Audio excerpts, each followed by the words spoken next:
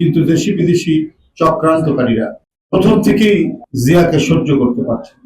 এই দলটি গঠন করেছিলেন, একটা হলো স্বাধীনতা, সার্বভৌমত্ব, সুরক্ষা আর গণতন্ত্র।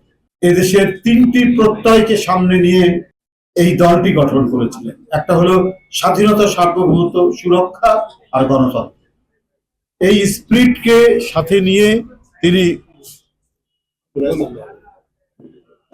তিনি দেশকে উন্নয়ন উৎপাদনের এক দ্রুত ধাবমান পথে অগ্রসর করা। আমরা একটি জাতি স্বাধীনতার পর বিদেশিরা নাম দিয়েছিল তলাবিহীন জড়ি, সেই জাতিকে খাদ্যে স্বয়ংসম্পূর্ণ করেছে, সেই জাতিকে নিরক্ষর মানুষকে অক্ষর দান করেছে। খাল কেটে তিনি পানি সংরক্ষণের ব্যবস্থা করে একদিকে মানুষের পুষ্টি সাধন করা মৎস্য চাষের মধ্যে দিয়ে, আবার অন্যদিকে ফসল উৎপাদন দ্বিগুণ তিনগুণ করেছিল। তিনি হলেন শহীদ রাষ্ট্রপতি জিয়া রহমান। যখন অর্থনৈতিক অবস্থা খুবই দুর্বল, সেই মুহূর্তে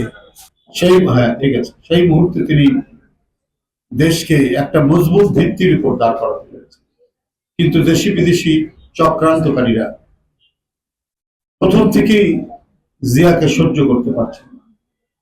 রাষ্ট্রপতি জিয়া আন্তর্জাতিক চক্রান্তের শিকার হন। তাদের এদেশীয় অনুচররা জিয়াকে পৃথিবী থেকে সরিয়ে দেওয়ার নানা আয়োজন করে এবং 1981 সালের 30শে মে চট্টগ্রাম সার্কিট হাউসে নির্মমভাবে হত্যা করে। সেদিন একটা মানুষের মৃত্যু নয়, যেন আমাদের স্বাধীনতা গুলিবিদ্ধ হলো। বহুদলীয় গণতন্ত্র চালু হলো, অনেক সংবাদপত্র, ভিন্ন মতাবলম্বী সংবাদপত্র প্রকাশিত হতে লাগলো। রাজনৈতিক দল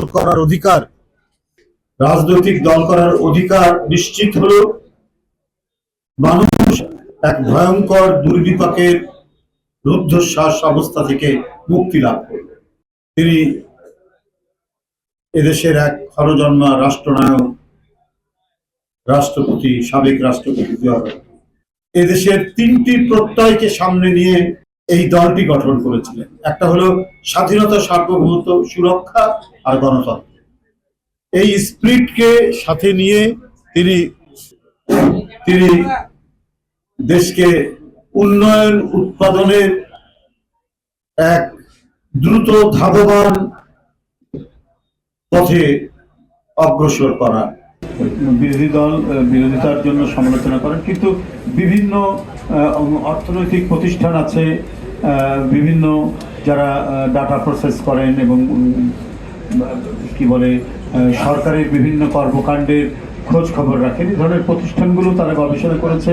বিএনপির কোন কোন সেক্টরে তাদের সাফল্য আছে সেগুলো সবকিছু তারা জানিয়েছেন এবং সেটা অত্যন্ত অবজেক্টিভ এবং বিজ্ঞানসম্মত এবং সেটি যথার্থ ডাটার উপর অ্যানালাইসিস করে তারা করেছেন। সুতরাং এই ব্যাপারে ঢালাও কোনো মন্তব্যের আমি কোনো করব না, যে আমি এর কোনো উত্তর দিব না।